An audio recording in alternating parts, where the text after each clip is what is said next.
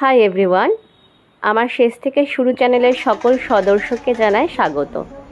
তো চলো আজকে তোমাদেরকে নিয়ে যাই মধ্যমগ্রাম কালী মন্দিরে। নামে কালী মন্দির হলেও এখানে কিন্তু সকল বিগ্রহই রয়েছে।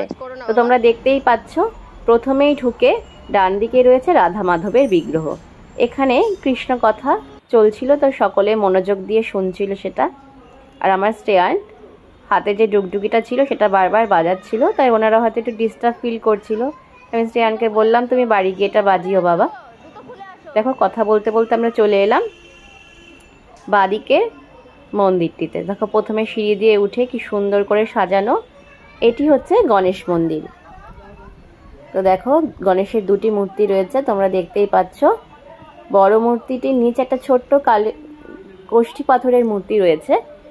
দুটো মূর্তিকে খুব সুন্দর করে ধুতি পরিয়েছে। দেখো কি সুন্দর লাগছে।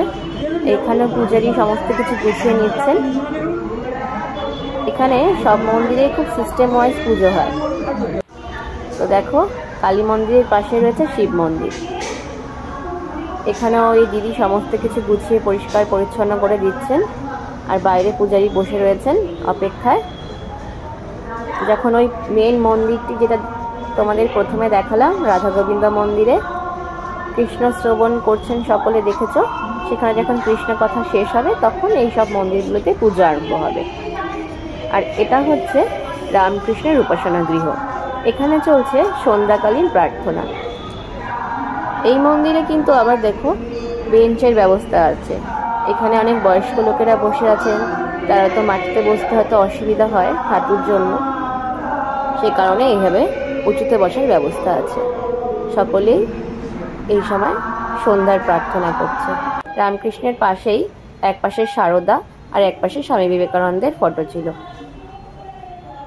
তো দেখো, এবার চলে এসেছি পরের মন্দিরে। এটি হচ্ছে বড় ঠাকুরের মন্দির। এরপর আমরা চলে এলাম মেন মন্দিরে, অর্থাৎ কালী মন্দিরে। তো এখানে এসে আমরা কিছুক্ষণ বসলাম, মাকে দেখছিলাম প্রাণ ভরে। এত সুন্দর করে মাকে সাজানো কি বলবো। তোমরাও দর্শন করো। হলুদ শাড়ি পরা আর গলায় গোলাপি জবার মালা, খুব অপূর্ব লাগছিল।